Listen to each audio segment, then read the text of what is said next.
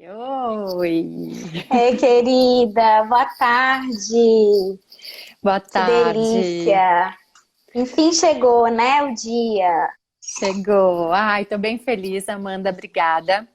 Obrigada por estar aqui, obrigada por ter aceitado o meu convite. Eu que E agradeço. eu tô super feliz de ter você aqui para a gente falar sobre esse tema que eu acho que é tão importante e que quando a gente se encontrou, sempre encontro, né, com as pessoas antes de fazer a live, eu falei, Amanda, é uma aula, isso é uma aula, né? Então, assim, eu tô aqui para estar junto, mas quero muito te ouvir, quero muito oportunizar esse espaço para a gente conversar mesmo, tá? E te escutar. Queria te Para mim que é uma agradecer. honra, um presente estar com você nessa tarde. Obrigada mesmo pelo convite. Foi muito Obrigada, encorajador querida. para mim. Ah, eu fiquei bem feliz. Bom, Amanda, eu vou pedir para você se apresentar primeiro, rapidamente, assim, só para a gente contar para as pessoas, né, a tua prática. Acho que nada melhor do que você contar um pouquinho. Conto sim. Olha só, Dani, o que eu gosto sempre de falar, em alguns momentos que eu tenho de interação com os professores, é o que eu acho que é mais importante na minha trajetória. É dizer que eu também sou professora, né? Hoje eu não atuo mais na sala de aula da educação básica. Hoje eu atuo na sala de aula na universidade, então já tem um tempo que eu não atuo na sala de aula. Mas o maior período, né, de ocupação durante a minha trajetória foi a sala de aula.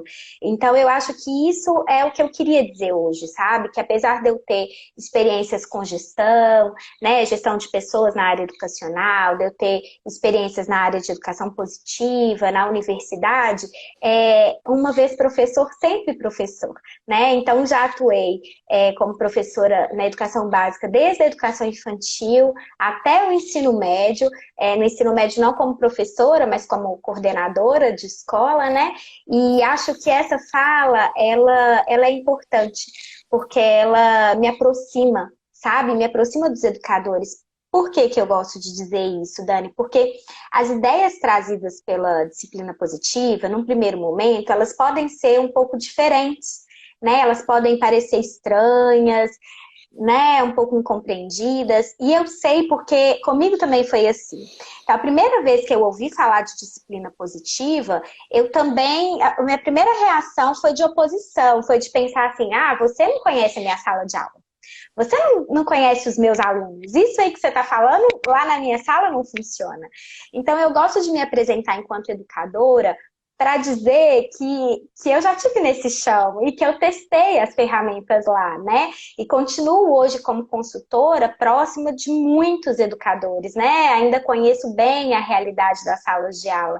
E eu acho que isso é importante para dizer, me dá assim o direito de dizer que é só insistir, é só acreditar. Dá certo, funciona, né? Então, a minha apresentação rápida é essa. Sou uma educadora, para sempre uma professora. Nossa, isso para mim é muito inspirador, sabe? Porque essa semana mesmo estava conversando com uma amiga e ela é professora e ela disse isso, né? O quanto pode parecer utópico pensar na disciplina positiva em toda a cultura da escola, né? E a gente acredita, a gente sabe que a disciplina positiva ela é uma proposta que englobe toda a cultura, né? Desde a parte de gestão, direção, a coordenação pedagógica, os funcionários, todo mundo. Mas antes de chegar nessa parte, eu queria pedir para as pessoas também que estão vendo a gente que elas participem, que elas coloquem suas dúvidas também, que elas tragam as suas contribuições, porque a ideia dessas conversas que eu faço sempre é que a gente possa fazer uma troca, né? É lógico, a gente organizou algumas coisas que a gente quer trazer, mas que isso também seja permeado por aquilo que está vivo para as pessoas. Acho que isso faz muito sentido para mim, né? Eu queria contar como a gente se conheceu, né? A gente se conheceu em 2018 numa certificação justamente de disciplina positiva para sala de aula, Exatamente. que foi no Rio de Janeiro. E Foi no Rio. ficamos amigas, ficamos próximas lá, né? Foi muito interessante, porque eu falo assim, e ontem, quando a gente fez a última conversa sobre essa live, eu ainda expressei muito a minha gratidão à Dani. Falei, eu quero um espaço para poder falar sobre isso, Dani, como foi que a gente se conheceu, porque para mim, dentro de mim, né, o que está vivo é que eu tive um encontro, sabe, gente? Que eu fui para o Rio de Janeiro para poder encontrar a Dani e uma outra amiga nossa, a Nath, e foi um encontro, assim, muito surpreendente, porque a gente resolveu jantar depois da certificação. A gente não se conhecia, nunca tinha se falado na vida, né? E aí a gente foi jantar. E eu fiquei tão envolvida nesse jantar, na conversa que a gente teve lá, tudo foi tão novo para mim, que eu esqueci da vida e eu sumi. E as pessoas aqui em Belo Horizonte, onde eu tô, porque eu tô em Belo Horizonte, né? Elas ficaram me procurando no Rio de Janeiro, ligando para o meu celular, e eu estava só ali, naquele momento, naquela conversa. Meu marido já tinha acionado, assim, parentes no Rio para me procurar, achando que tinha acontecido algum problema. Você lembra disso, Dani? Quando eu peguei meu celular, tinha 20 chamadas não atendidas, todo mundo me procurando. Por quê? Porque foi um encontro para mim, como se fosse um portal, sabe, gente? Então, assim, a Dani e a Nath, elas trouxeram para mim um mundo todo novo, porque elas já tinham uma caminhada, né, no autoconhecimento, na forma de educar mais respeitosa, na disciplina positiva, na sua percepção do feminino, e aquilo para mim era tão maravilhoso, e eu tenho uma enorme gratidão, porque eu acho que o universo me levou ali para aquele dia, para aquele jantar, para que eu pudesse conhecê-las, né? Isso certamente transformou minha vida e está marcado aí na minha história. Então, é um encontro muito especial. Então, por isso que eu estou tão feliz, né, de ter recebido esse convite, muito encorajada, porque a Dani é uma pessoa que eu admiro demais, admiro a trajetória, admiro a pessoa que ela é. Então, muito obrigada. Você é uma queridona, uma queridona. Eu fico muito feliz. A minha amiga que eu disse que falou sobre a questão da disciplina positiva em sala de aula e na cultura da escola entrou. Eu estou vendo aqui várias pessoas entrando e provavelmente pessoas conhecidas, Deixa eu suas ver. queridas. Eu queria Isso. dizer que além de que vocês estão extremamente convidados, ali ela colocou, a Sinara colocou o coraçãozinho, além de vocês estarem muito convidados a participar, contribuir, trazer suas dúvidas também, né? A gente quer que isso seja um momento de aprendizado e de troca. Eu queria, antes da gente começar a escutar essa mulher maravilhosa que vai dar uma aula pra gente. Imagina, não me põe aí nesse lugar não, hein? Que eu tô aí trocando com vocês. Eu vou dar pitaco também, gente. Mas eu tô aqui Isso. atenta para as coisas que vocês vão trazer pra gente. E eu queria, antes da gente começar, convidar vocês, todas e todos que estão aqui, para se conectarem um pouquinho, pensarem em um professor ou professora que fez a diferença na vida de vocês. Aquela pessoa que marcou de uma forma positiva, né? Esse é o nosso convite, que impactou a tua vida, que até hoje talvez você ainda lembre dessa pessoa. Pode ser da infância, da adolescência, talvez até da universidade. E aí o convite é para vocês pensarem um pouquinho como que era esse professor ou essa professora. Né? O Por que que que ela ela te fazia? marcou, né? Exato. O que ela fazia, ou, né, ou faz ainda, fez, enfim, que fez a diferença na tua vida, que marcou você. Então, essa é a primeira pergunta que eu jogo aqui antes da gente começar a falar sobre o que é a disciplina positiva. E aí vou dizer para vocês, até deixa eu cuidar o tempo aqui, que a nossa ideia é, a partir das 4h30, começar a falar de ferramentas. Então vamos fazer, né, o possível para a gente caminhar bem assim. Aí, conectados, pensando nessa pessoa, nesse ser humano que fez a diferença na nossa vida, vamos falar um pouquinho do que é a disciplina positiva de forma... olha, lembrou até do cheiro, a Sinara, gentileza. E não é, gente? amorosidade. Gentileza e É isso amorosidade. mesmo. É interessante, Dani, porque essa pergunta que a Sinara respondeu, que a gente está fazendo aqui para as pessoas que estão junto com a gente, aqui nessa tarde do dia de hoje, eu já fiz muitas vezes em cursos, em workshops com os meus alunos na universidade. Eu gosto sempre de começar com perguntas mais ou menos nesse caminho. E é interessante, Sinara, você que contribuiu aí pra gente, que geralmente as respostas, elas vêm trazendo esse tipo de lembrança. Lembranças, não dos aspectos ensinados, cognitivos ensinados por esses professores, dos conteúdos, né, do que você aprendeu do ponto de vista da matéria mesmo que esse professor ensinava. Geralmente, né, na grande maioria dos casos, as nossas lembranças estão relacionadas aos nossos afetos. Então, lá na frente, a memória que a gente guarda, geralmente é uma memória que passa pela emoção, né, Dani? E a sua resposta, Sinara, ela ajuda muito a gente definir, então, o que é a disciplina positiva e por que ela é importante, né, Dani? Porque se lá no futuro é disso que a gente vai lembrar, é isso que vai transformar na nossa história, é isso que vai nos marcar, é o exemplo desse professor, é o que ele entregou para a gente enquanto pessoa humana, né? Se é isso lá na frente que vai fazer a diferença, então isso dá pistas para a gente de que esse aspecto é um aspecto que a gente precisa cuidar agora, né?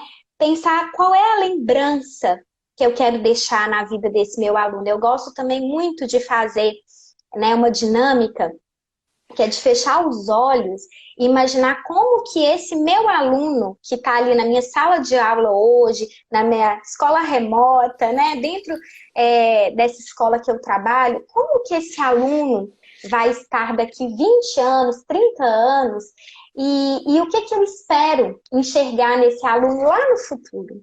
Geralmente, as respostas dos professores também apontam para isso, Dani. Eles esperam que eles sejam pessoas empáticas, pessoas respeitosas, afetivas, né? A Glaucia está contribuindo dizendo que a irmã dela ensinou ela a ler em casa, antes dela ir para a escola, brincando de professora, com muito carinho. Então, olha que lembrança doce, né, Glaucia?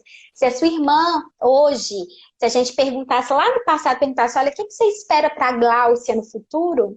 Ela ia falar assim, espero que ela seja uma grande leitora, que ela conheça todas as regras, né, da língua portuguesa, apesar dela ter te ensinado a ler, lá no futuro, eu tenho certeza que o que sua irmã gostaria era que você demonstrasse isso que você tem, gratidão, amorosidade, carinho, afetividade por ela, né? Então, a grande maioria, gente, quase 100% dos lugares onde eu faço essa pergunta, as respostas sempre estão ligadas aos nossos aspectos socioemocionais. Então, isso aí já é um balizador bom, né, Dani? Para a gente começar a pensar o que é essa disciplina positiva. A disciplina positiva, ela é exatamente uma abordagem que vai ajudar a gente a trilhar um caminho, a fazer escolhas pedagógicas que vão resultar nisso que a gente mais quer, que é na formação humana dos nossos alunos, dos valores, das habilidades para a vida, dos aspectos chamados hoje, né? Tem uma palavra que está muito famosa, que é o socioemocional.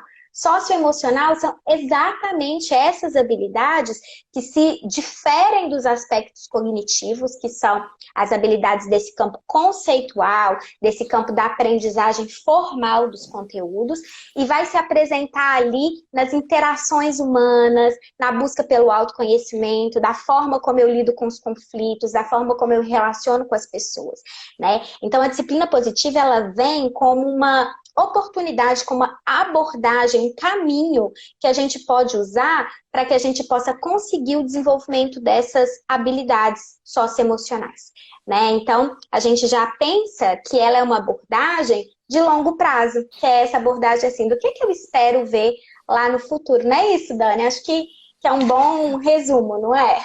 Nossa, perfeito, assim. É isso. O quanto isso se dá na relação, né? O quanto essas coisas são importantes da gente cuidar junto com o aspecto do desenvolvimento cognitivo. Não significa cuidar só da relação, do modelo que a gente dá, né? Mas significa estar caminhando juntos, né? Então, nessa nossa certificação, elas usavam uma linguagem uma figura de linguagem que eu gosto muito, derrubei algo, que é a questão do trilho, né? É como se fosse um trilho que tem as duas os dois desenvolvimentos, o desenvolvimento socioemocional e o desenvolvimento cognitivo, da mesma forma, com a mesma importância, né? Pé de Cuidado igualdade, né? Exato. É como se fosse asas de um pássaro. Eu também gosto dessa analogia. Se uma asa está quebrada, se uma asa não está bem desenvolvida, aquele pássaro ele não voa no seu potencial, na sua plenitude. Ele,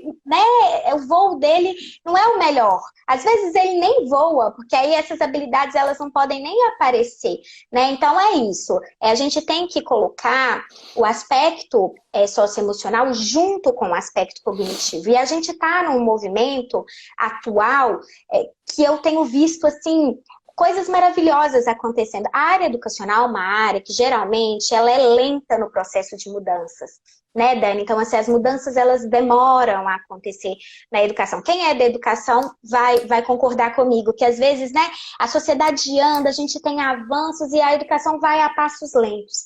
Mas esse período que a gente está, assim, esse último ano, o ano anterior, eu vou numa feira, Dani, só fazendo parênteses, que chama Educar. É a maior feira de educação da América Latina. Ela acontece uma vez por ano. E eu já vou a essa feira, assim, há uns 6 anos seguidos, sabe? E as 2 últimas feiras, elas me deram um start. Falaram, gente, tem uma coisa muito importante acontecendo na educação e acontecendo rápido nesse momento que a gente está, que é uma força dos aspectos socioemocionais entrando dentro dos currículos. Então a gente tem um movimento acontecendo agora importante, que é a educação, ela se movimentando, ela conversando sobre isso, abrindo espaço para essas discussões, de modo que realmente a gente possa ter uma mudança de paradigma e começar a fazer uma educação que a gente chama de integral, que é essa educação do ser por inteiro. A gente não é só o nosso cérebro pensante, a gente não é só o nosso processo mental cognitivo, a gente é uma integralidade, né? A gente é um ser complexo. Então a gente não pode esquecer que quando a gente abre a porta para um aluno entrar, está entrando ali um ser humano. Não está entrando só uma mente pensante. Está entrando ali uma pessoa cheia de conflitos, né? Crianças que às vezes estão passando por processos difíceis em casa, separação dos pais, dificuldades financeiras, na alimentação. E é aquele ser integral que entra ali. Eu não posso desprezar esses aspectos e focar só na aprendizagem dos conteúdos. Então, a gente realmente, Dani, está num momento, num movimento, e eu tenho visto mudanças concretas acontecendo. Ainda tem um caminho longo, mas pelo menos a gente está abrindo espaço para essa discussão, para trazer o socioemocional num pé de igualdade junto com o cognitivo, para que esses pássaros, né, ou esses trens, eles possam chegar no potencial máximo do seu desenvolvimento. Porque uma coisa interfere na outra, né? Então é como se fosse um ciclo. Então, quanto mais bem desenvolvido emocionalmente, socialmente um aluno está, melhor a sua resposta cognitiva será. Os insumos cognitivos, as aprendizagens de como o mundo funciona, a investigação, né, os conteúdos, eles também vão dar condição para que cada vez mais eu possa me compreender melhor. E aí os aspectos cognitivos, os socioemocionais também vão ser beneficiados. Então é sempre um ciclo virtuoso, né? Uma coisa ajuda a outra. E isso, Dani, é importante falar também, é comprovado cientificamente. Então, existem muitas pesquisas hoje que já provam que o investimento no aspecto emocional e social, né, relacional desses alunos, traz resultados na nota da prova, né? Então, cognitivamente, a ciência já mostrou que há muitos benefícios para que a gente possa investir também nos aspectos para além do cognitivo. Okay? Gente, eu não disse que era uma coisa maravilhosa ouvir essa mulher? Gente do céu, é muito maravilhoso. Nossa, é muito isso, né? E assim, faz sentido quando a gente olha, né? É lógico que eu não estou em sala de aula, mas eu estou sentindo a minha realidade aqui dentro de casa, né? E a gente tem um termômetro com as crianças da nossa casa também. Então, quanto mais essa abordagem que a escola consegue trazer pra gente, traz essa dimensão também, cuidado disso, ainda mais agora, que a gente está vivendo, um período de muito Nossa. medo, né? Um período de muita instabilidade, onde as pessoas estão sobrecarregadas, as crianças também estão, né? Para eles é tudo muito misterioso. Mas é muito lindo te ouvir, Amanda. E aí, eu estou muito feliz, estou muito feliz. Então, assim, eu queria que você falasse um pouquinho aqui. Exato, Raquel. Eu Ai, ia pedir Raquel. exatamente isso, para falar um pouquinho sobre a Base Nacional Comum Curricular, a BNCC. E você é Isso. Amanda Rasa, concordo, Cláudia. Ah, Cláudia, linda! A Cláudia estudou junto comigo e eu vou fazer só um parênteses. Olha que coisa interessante. Foi a minha primeira especialização que eu fiz, Dani. Isso tem o quê, Cláudia? Sei lá, deve ter uns 10 anos que a gente fez a primeira. E era em psicopedagogia. E a gente desenvolveu juntas uma pesquisa sobre o impacto das emoções na aprendizagem da matemática. Você lembra, Cláudia? O quanto a emoção dos professores com relação à matemática interferia na ensinagem deles da matemática. Então, olha que coisa interessante, que é exatamente o que a gente está falando aqui, que as minhas emoções, elas interferem na minha aprendizagem. E as minhas emoções, enquanto professor, interferem na minha ensinagem. Então, quanto mais a gente se conectar, né, com os nossos aspectos emocionais, os nossos aspectos relacionais, e quanto mais a gente se autoconhecer, melhor a gente aprende, melhor a gente ensina. Então, Cláudia, obrigada pela participação. E a Raquel falou aí sobre a BNCC. Raquel, obrigada. Né? É super importante a gente falar sobre a BNCC nesse contexto que a gente está abordando aqui. Por quê? Pode parecer que é a primeira vez que a gente está falando de desenvolvimento socioemocional aliado à educação, porque essa discussão está muito fomentada no momento. Mas não é, gente. Se a gente for pegar lá nos nossos repertórios teóricos mais antigos, por exemplo, Piaget, Dani, que é um papa da pedagogia aí, a gente, né, é um dos principais teóricos da nossa área, Vygotsky, Vallon, Ausubel, então são alguns teóricos aí da área da educação, todos eles, de alguma forma, já traziam para a gente sobre a afetividade, sobre a importância do desenvolvimento moral, sobre o impacto, né, das emoções na aprendizagem. Então, isso não é novidade. A gente já tem muito repertório teórico sobre isso. Piaget mesmo, ele tem estudos longuíssimos sobre a formação moral da criança, né? Então, é só para a gente pensar assim, que a gente não está trazendo grandes novidades. Mas a gente teve, depois, principalmente de uma discussão que aconteceu na Unesco, que a gente tem a definição dos 4 pilares que permeiam a educação hoje, que é o aprender a ser, o aprender a conviver, o aprender a fazer e o aprender a aprender. Depois, principalmente que a gente tem esse documento da Unesco, a gente traz isso para um plano mais prático da educação. Então, a gente começa a trazer, quem é da educação aí vai saber aqueles aspectos do planejamento, que são os aspectos para além do cognitivo, que são os aspectos afetivos. A gente já colocava isso no planejamento, a gente já tinha apontamentos nesse sentido, mas ficava muito, Dani, envolvido na boa vontade do professor. Sabe? Então, assim, aquele professor que dava mais importância para isso, ele trabalhava.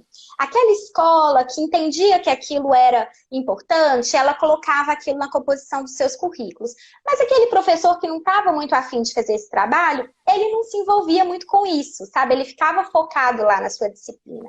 Então, o que a BNCC, que é um documento, né, que tem 2 anos aí que ela foi consolidada, que ela foi homologada, que ela ganhou força de lei, o que ela vem trazer, então, de novidade?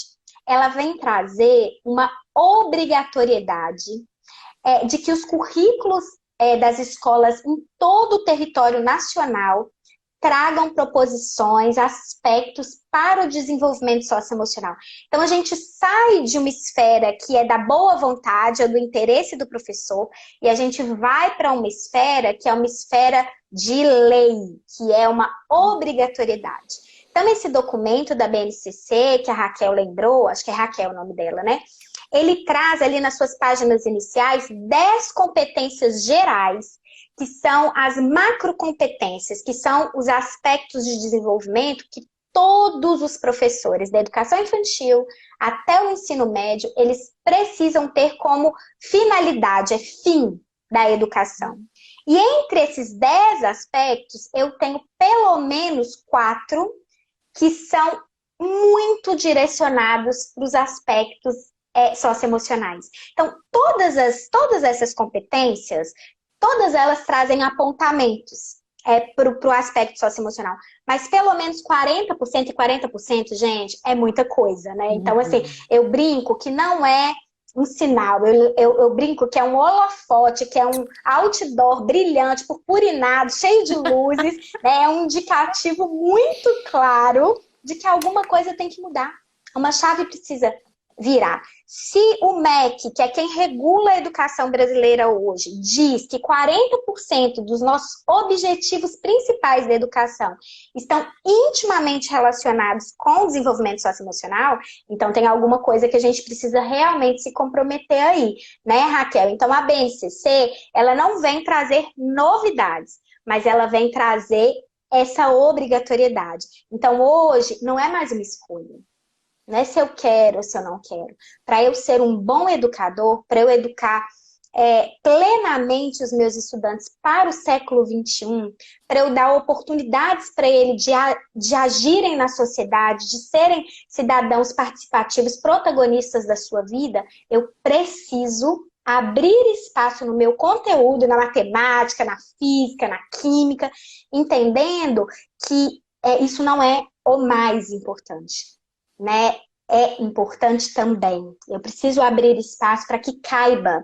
E a BNCC, ela vem exatamente fazer uma redução dos aspectos mínimos a serem contemplados nos currículos. Então, a gente tem uma diminuição dos objetos de aprendizagem para que a gente possa ter mais oportunidades de fazer um trabalho voltado para o projeto de vida dos estudantes, né, para desenvolvimento da empatia, para o autoconhecimento, para a comunicação assertiva, né, Dani, que você é tão, né, engajada nessa área da aprendizagem de uma comunicação assertiva, uma comunicação não violenta.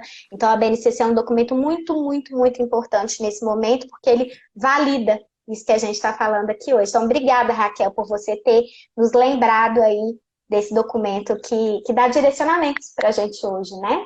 Tem um monte de comentários aí, eu vi. Dani, você foi acompanhando? Sim, eu fui. Sobre a questão da matemática e dessa vinculação do educador, né? A Sinara colocou que desenvolveu uma descalculia em função das experiências negativas com relação à matemática e a fama ditadora e punitiva que a professora dela utilizava na época, né? E aí depois ela foi comentando ao mesmo tempo que você falava, vou salvar, Cláudia, pode deixar, vou salvar a live, que alguns professores estavam fazendo isso, né? Mas quando você fala que não era uma questão obrigatória, aquele educador que era mais vinculado com seus alunos também fazia e tudo.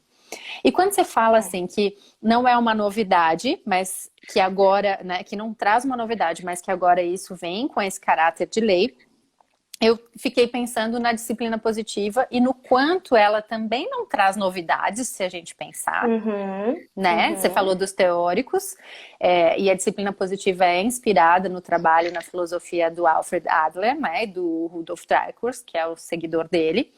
E também não traz novidades, mas traz uma forma que, para mim, facilita a gente colocar a teoria na prática. Né? Exatamente. Então aí eu acho que a gente vai entrar na parte das ferramentas que a gente tinha pensado e com todo cuidado, né, Amanda? Porque a gente, quando conversou sobre essa live, a gente ficou com muita vontade de trazer para quem estivesse aqui com a gente, quem vai assistir depois, a questão da reunião de classe. Mas a gente sabe que isso, de uma forma solta, pode não ser bem compreendido. Né? Pode existir uma dificuldade das pessoas colocarem isso em prática. Então a gente deixou bastante tempo dessa live até para contar disso. E eu acho que fica tanto o meu contato quanto o teu contato, né? A gente fica à disposição Exatamente. para as pessoas que quiserem saber mais, que quiserem ter mais contato com isso, enfim, porque a gente sabe que dentro do trabalho da disciplina positiva, tanto quando se trata de família quanto de escola, é um conjunto de princípios, é uma filosofia, isso tem uma base. A ferramenta, ela vem, né, qual a palavra? Me escapou, mas para trazer isso de uma forma viável, para a gente conseguir colocar na nossa vida em ações aquilo que essa filosofia conta para gente. Então eu queria É, destacar, Amanda, né, que na disciplina positiva a gente não utiliza punição e nem recompensa. Não é uma educação baseada em controle, e sim em colaboração, né? Existe a questão do respeito mútuo, e existem muitas maneiras da gente colocar em prática isso, mas é necessário também um processo da gente tomar consciência daquilo que a gente faz.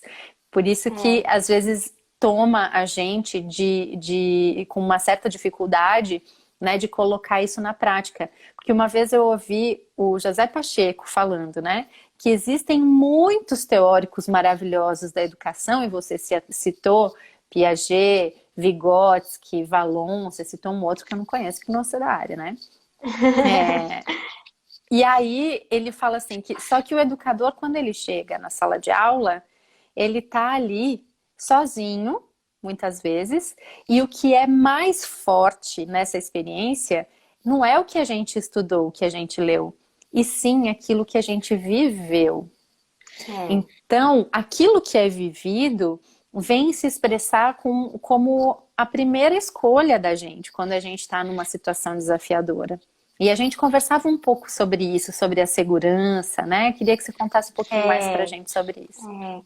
é importante você dizer isso, Dani, e aí eu queria até contar um exemplo, que uma vez me convidaram para dar um workshop, e eu já tinha dado um workshop nessa mesma instituição, mas não nessa mesma escola. Era uma rede, eu já tinha feito, e eu tinha feito pela primeira vez um workshop longo. E essa rede me convidou para fazer um workshop curto numa outra escola. E aí eles falaram assim, a gente queria que você focasse nas ferramentas. E aí eu lembro que eu falei assim, eu não posso. Eu não posso vir aqui e dar uma série de ferramentas práticas se a gente não trabalhar o que existe por trás dessas ferramentas. A filosofia prática de vida que a disciplina positiva traz. Porque as ferramentas pelas ferramentas, você usar, aí a gente está entrando numa seara de manipulação. E a disciplina positiva, ela de forma alguma pode ser associada à manipulação. Na verdade, o que a gente quer, o que a gente tem como objetivo primordial é criar dentro desse ambiente de sala de aula, isso que você disse, um ambiente de respeito mútuo, em que os alunos eles possam se sentir pertencentes, importantes, né? Que eles possam usar o seu poder pessoal, compartilhar esse poder pessoal com o professor, para que essa aprendizagem ela possa fluir num ambiente seguro, né? Onde eu sou genuinamente importante. Então, se a gente não entende que esse é o nosso objetivo primário, né? E muitas vezes isso não vai acontecer ali no curto prazo, isso não vai resolver os meus problemas de comportamento, aí eu vou usar ferramentas e elas não serão eficientes, né? Porque as ferramentas elas não existem por elas mesmas. Elas existem para que a gente possa alcançar esse objetivo futuro que a gente nomeou lá no início, né? Aqui, onde eu quero chegar no desenvolvimento emocional desse aluno. Aqui a gente tem várias, olha, esse é o baralho da disciplina positiva, eu coloquei aqui do lado para mostrar para vocês, mais de 50 cartas, cada carta dessa é uma ferramenta. Mas se eu não entendo os princípios que estão por trás, corre-se o risco da gente dizer assim, a disciplina positiva não funciona. E aí a gente volta para os nossos métodos punitivos, nossos métodos ameaçadores, nossos métodos humilhantes, que são muito comuns, gente. Eu não estou aqui julgando, porque, inclusive, eu já me peguei várias vezes utilizando desses métodos quando a coisa aperta, justamente por isso que a Dani por esse motivo que a Dani falou. Quando a gente está diante de um desafio muito grande, como, por exemplo, é o desafio que a gente está vivendo agora, de adequar as nossas aulas ao contexto do ensino remoto, eu tendo a ir para um lugar que é seguro, para um lugar onde eu me sinto confortável, dominante. E qual que é o lugar seguro da educação? O lugar seguro e conhecido da educação é o lugar onde o professor é o poder. É onde o professor concentra todas as escolhas e todas as decisões. Esse é o lugar seguro. Por quê? Porque foi o modelo educacional que nós vivemos. Acho que a grande maioria aqui, né, reconhece essa educação baseada na humilhação, baseada no medo, que eu não sei se foi a Sinara, acho que foi a Sinara que falou, né, que inclusive desenvolveu um problema ali de aprendizagem relacionado a esse medo que ela viveu. Esse é o lugar seguro. Se você olha as salas de aula antigas, elas têm até um tablado, né? Elas têm até um púlpito, que é para lembrar desse lugar de autoridade desse professor. Então, as ferramentas da disciplina positiva, elas vêm para quebrar um pouco essa lógica do dominador, né, do dominado, e trazer as pessoas para uma relação horizontal, para uma relação de respeito, em que todos podem contribuir. Então, é importante, assim, a gente decidiu falar de reunião em sala de aula, né?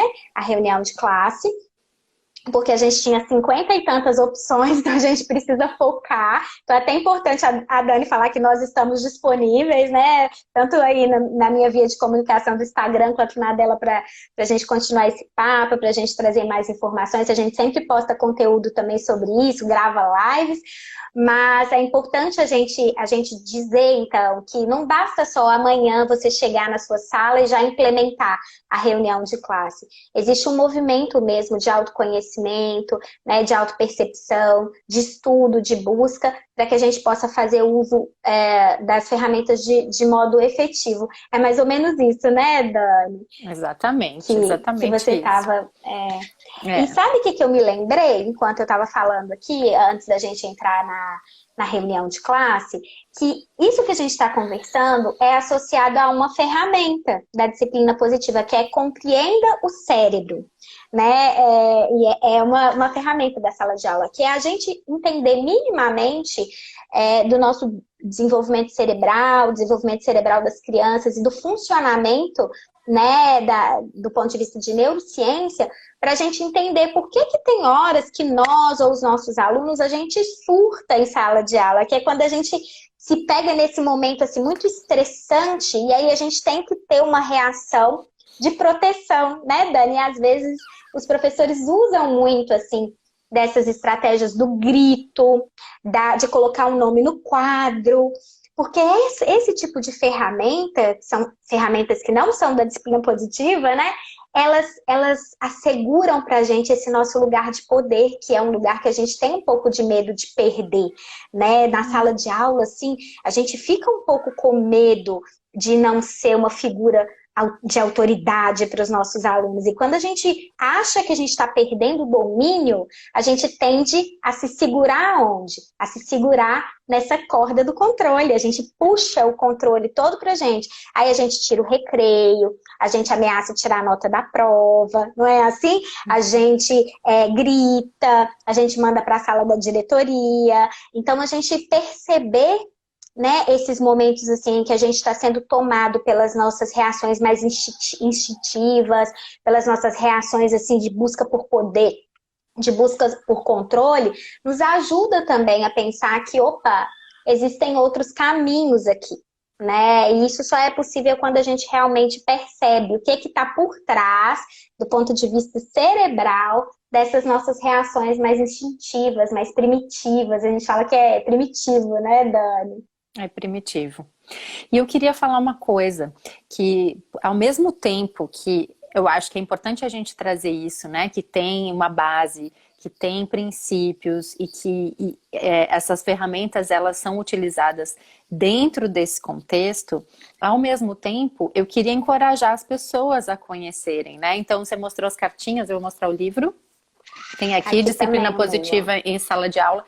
E que é uma caminhada que é muito acolhedora. Assim como eu estou sentindo na tua fala, Amanda, de sim, a gente sente medo, sim, em alguns momentos a gente... gente, mesmo a gente trilhando a caminhada da disciplina positiva, eu desde 2015, né? Em alguns momentos, na minha relação com os meus filhos, eu caio nesse lugar de novo. Porque às vezes a gente está cansado, às vezes a gente está estressado. Então, assim, trazer o encorajamento de que isso é algo que faz parte do nosso repertório como humanos e que a gente está aprendendo e que tá tudo bem. A Sinara falou isso agora também, né? Não é dizer que isso não vai acontecer e que vai acontecer e que a gente tomando consciência e tendo mais recursos para agir de uma forma diferente, aos poucos isso vai sendo transformado de uma forma muito potente. E as crianças e Isso adolescentes também respondem muito a isso, né? Você com ia falar. certeza. Por quê? Porque você disse de uma outra ferramenta, que é a ferramenta de que erros são oportunidades, né? Gente, não errar é impossível, né? Quando a gente fala de vida humana, não errar é impossível. Então, a gente aceitar a nossa vulnerabilidade, a nossa condição humana e saber que sim, nós não estamos buscando perfeição. Nós estamos buscando contínua melhoria, um passo de cada vez. Eu errei hoje, eu tenho uma chance de fazer diferente, eu tenho uma chance de olhar para esse erro e falar, opa, o que eu aprendi com isso? E dentro de sala de aula, eu já fiz uso dessa ferramenta, é muito interessante. Quando os alunos apontam erros, e aí você pode fazer até uma lista com eles, dizer erros cometidos. O que aprendi com esse erro? E aí um aluno vai aprendendo com o erro do outro, porque aí a gente não precisa todo mundo errar, né? Todo mundo cometer o mesmo erro. A gente também pode aprender com a lição que aquele aluno levou daquele erro que ele cometeu. E a gente tem muita dificuldade de ver o erro nessa perspectiva, porque a escola normalmente não nos ensinou a ver valor no erro. Então, numa prova, quando eu erro, eu tenho lá, né, eu perco minha nota, é um problema, né? Quando eu dou uma resposta errada, pelo menos na minha trajetória escolar, aquilo era vexatório, né? As pessoas riam, o professor falava, não tá prestando atenção, já falei 2 vezes, né? Então a gente não aprendeu a ver o erro como algo natural e algo que a gente pode aprender. Por exemplo, alunos menorzinhos da educação infantil, às vezes entornam alguma coisa, eu já vi isso acontecer, entornam alguma coisa, derrubam, quebram, e aí o professor, ao mesmo tempo que ele está reclamando e xingando daquele erro, daquele problema que aconteceu, ele mesmo está lá limpando. Então ele não dá oportunidade nem para o aluno ver o erro como construtivo e nem para o aluno se envolver na consequência, né? Em resolver aquilo, em melhorar aquilo, em repensar, consertar, né? Aquilo que aconteceu. Então, o erro é difícil a gente falar sobre isso, porque parece que a gente fica buscando essa perfeição que nunca vai vir. Então, é muito encorajador a gente pensar que amanhã a gente tem outra chance. Basta a gente tomar consciência. E isso parece muito simples e não é. Porque muitas vezes a gente nem percebe que a gente está errando. Então, só da gente perceber que a gente pode fazer diferente, que a gente tem oportunidade de fazer diferente, já é um grande passo. E agora, no contexto remoto, eu acho que eu e a Dani, a gente encoraja muito, sabe? Para que essas oportunidades, elas sejam usadas para que os alunos possam enxergar os erros e pensar o que eu posso aprender com isso, né? Então, quem sabe todos os dias no final da aula falar quem gostaria de compartilhar um erro que cometeu hoje e o que aprendeu com esse erro. Talvez esse simples movimento vai ajudar esses alunos a colocarem um erro num lugar diferente desse que a gente coloca, né? Que é essa perspectiva que o erro tem que ser punido, que o erro é sempre ruim. Né? E ainda, então, Amanda? É outra ferramenta, nós estamos falando das ferramentas. Falamos ferramentas. E ainda o professor modelar isso diante do seu erro. Então, talvez, vamos falar sobre os erros? A prof quer falar que a prof hoje fez isso, isso, isso. E o que eu me dei conta com isso que eu fiz? Então, a disciplina positiva tem isso como base, né? Que o adulto, ele modela, né? Ensinar. A disciplina como esse sinônimo de ensinar. né? Vamos É. tentar falar um pouco sobre a reunião de classe? Ai, Vamos. gente, que frio na barriga! Ai, a reunião de classe é uma das ferramentas mais poderosas da disciplina positiva em sala de aula. Ela é transformadora. E a gente escolheu a reunião de classe porque é uma ferramenta que ela pode ser usada para beneficiar muito as dinâmicas do ensino remoto. Porque eu tenho ouvido muitos professores se queixando de várias coisas que não estão acontecendo como eles gostariam, né? O comportamento dos alunos, o uso do áudio, a participação deles, o comprometimento. Então, eu acho que as reuniões de classe, que para outros teóricos, fora da disciplina positiva, também podem ser chamadas de assembleia, e aí são conceitos parecidos, elas podem abrir espaço para construções coletivas riquíssimas, né? Então, a gente vai falar um pouco aqui sobre a dinâmica da reunião de classe, como ela funciona e os benefícios que ela pode trazer. Eu gosto sempre, Dani, de começar a reunião de classe com um princípio da reunião, o primeiro deles que é formando uma roda. Então é muito interessante, gente, que não é assim uma coisa que você fala, vamos fazer uma rodinha aqui, vamos discutir, né? A própria preparação, o próprio ato de ir para essa roda já faz parte dessa reunião. Então a gente às vezes fica uma semana treinando os alunos para que eles consigam caminhar até o espaço da roda em segurança, com agilidade, né? E em silêncio. E aí, quando eles estão plenamente treinados, aptos a se sentarem com uma postura correta e trazerem um comprometimento, um envolvimento com aquele momento, aí que a gente começa a reunião de classe. Então, talvez no contexto remoto, a gente antecipar para os alunos que a gente vai fazer uma reunião, que pode ser uma vez por semana, uma vez a cada 10 dias, e aí é de acordo com a sua dinâmica, mas você preparar os seus alunos, sabe? O que a gente precisa? Qual é a postura adequada? Quais são os acordos que nós podemos fazer? E aí, acordos, que é uma outra ferramenta, não são combinados que você leva pronto para os seus alunos, né? A lista, assim. Acordos são construções coletivas, que devem ser respeitosas para todos, que devem ser viáveis para todos. Então, você, antes de começar a reunião de classe, você antecipe e prepara os seus alunos, já engaja eles nessa tarefa da reunião. Então, o que seria a reunião? A reunião é um espaço colaborativo, um espaço coletivo, para que a gente possa resolver aspectos, problemas, né, aspectos ali que podem melhorar, mas em que todos contribuem com a solução. Então, o mote assim, da reunião de classe é o foco em solução. Então, a gente não faz reunião de classe para poder ficar apontando culpados, para poder procurar as causas do porquê, quem está provocando aquele problema, não. A gente vai para uma reunião de classe com esse direcionamento. Nós estamos aqui para encontrar soluções para a melhoria do aspecto elencado. Então, a gente costuma ter, Dani, em casa também, com um cônjuge, né? Cônjuge, a gente tem uma pauta. A gente pode fazer a reunião na classe, mas a gente pode fazer a reunião na casa da gente também, é mais ou menos as mesmas etapas. Então, a gente sempre tem uma pauta em que, durante aquela semana, a gente escreve os aspectos que a gente gostaria de discutir na reunião de classe. E aí, a gente segue essa ordem. Né? Às vezes tem um problema que vai ter uma prioridade, aí você pode combinar com os alunos o que eles acham da gente discutir um tema antes do que outro. Mas se não acontecer isso, a gente vai na ordem dos problemas. Então, deixa eu ver o tempo aqui. Deixa eu falar só uma coisa. Posso falar uma coisa? E assim, Claro. nessa pauta, todos constroem essa pauta, não só o educador. Sim. Então não é o educador fazendo uma lista de queixas.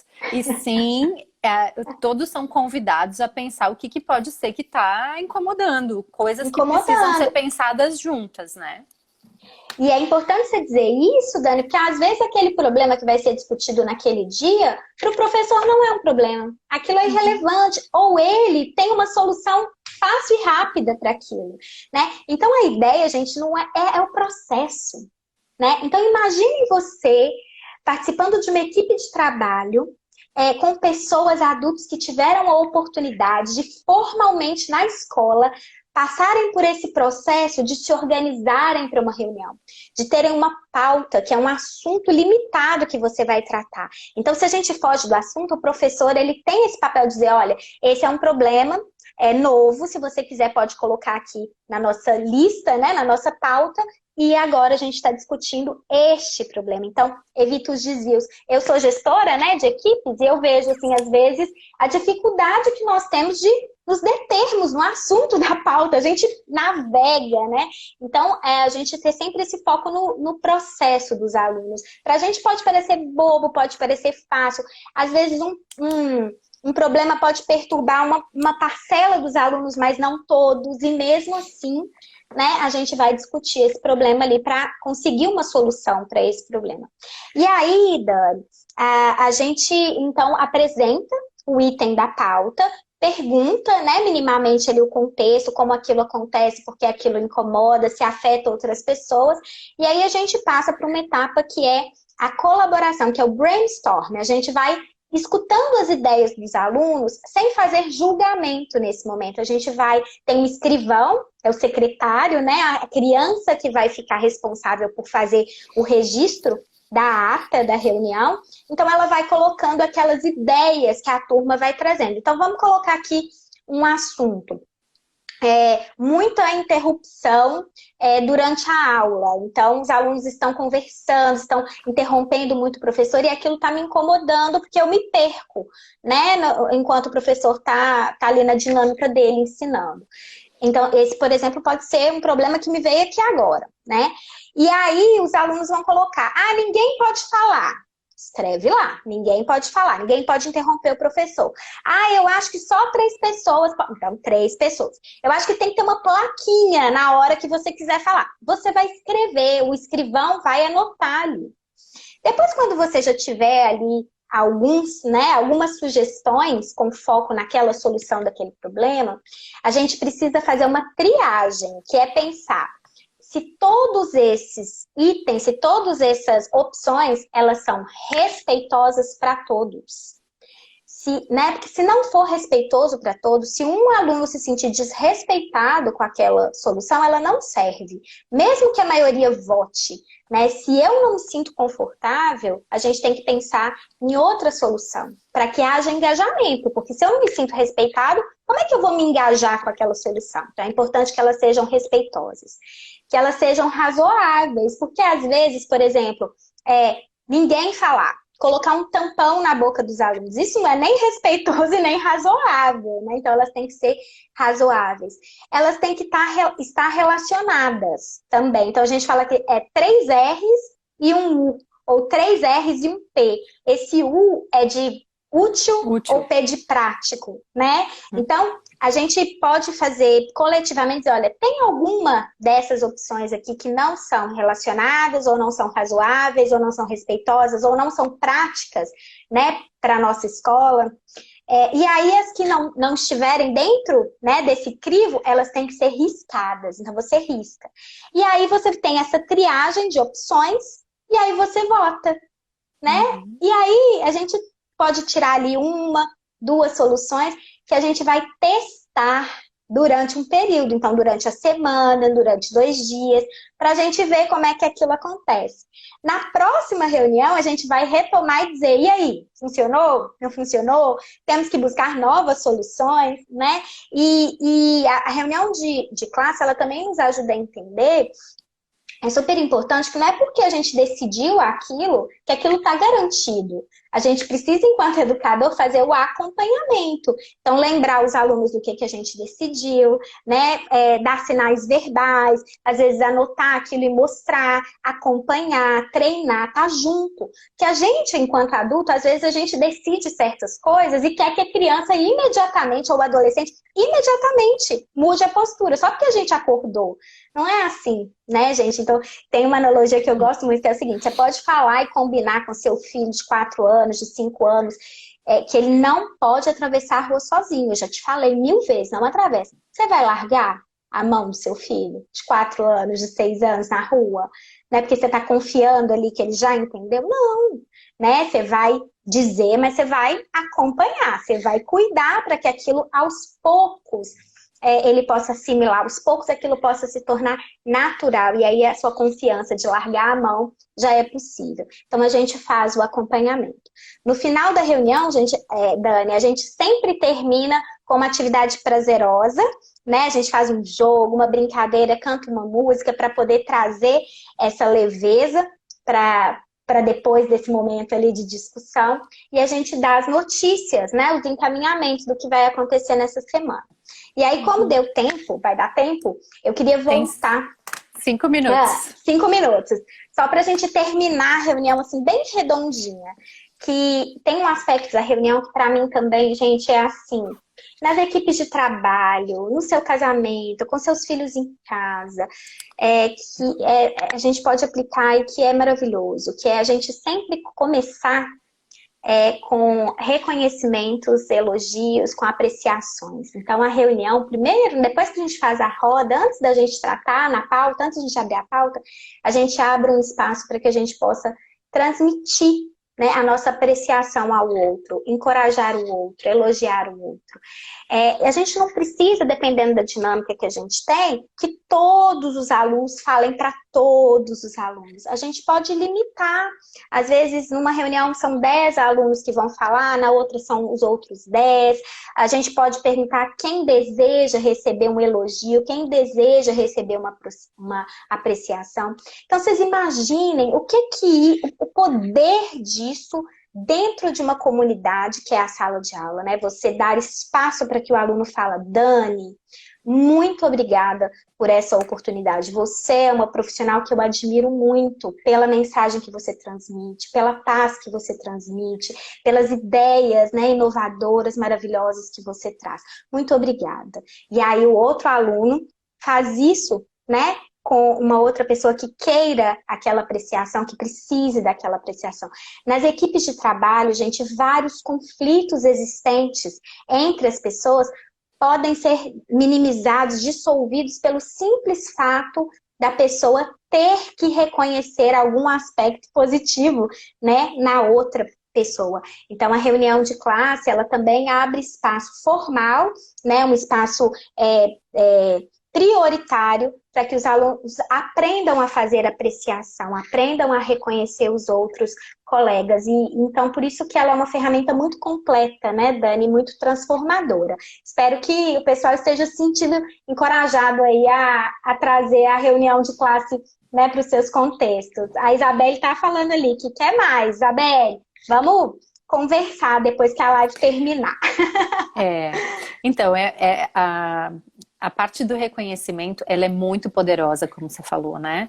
E aí, para trazer talvez uma adaptação para o online, talvez agora que as crianças não estão convivendo, a professora possa ter uma listinha lá de 2, 3 crianças, a gente tem 2 minutos, 2, 3 crianças que ela vai reconhecer aquilo que ela... E é sempre o processo, né? Não é Sim. reconhecer a criança. Como você deu exemplos antes, são lindos os exemplos, é reconhecer aquilo que foi feito e que contribuiu para a vida de todo mundo ficar mais maravilhosa, como diz o Martin, né? Como diz.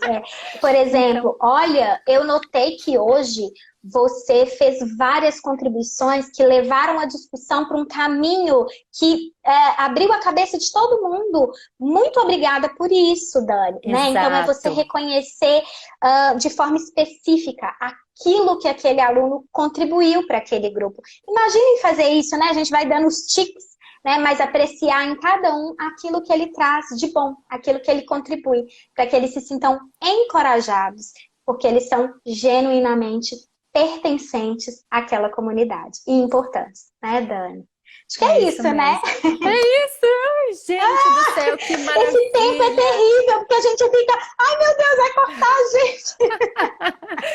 Gente, muito obrigada. Amanda, você é mais do que top, você é maravilhosa. Agora elogio mesmo. Quero rasgar todas as sedas, porque é muito inspirador te ouvir. né? Imagina. E você traz essa Obrigada. verdade, muita gratidão. Você traz essa verdade e esse acolhimento de quem vive a sala de aula. Isso é maravilhoso. Ó, pessoal querendo mais. Então, quem sabe a gente faz um workshop, né? Online. Vamos fazer, amor? Vamos fazer um workshop para os professores, né? Para ensinar muitas ferramentas, né?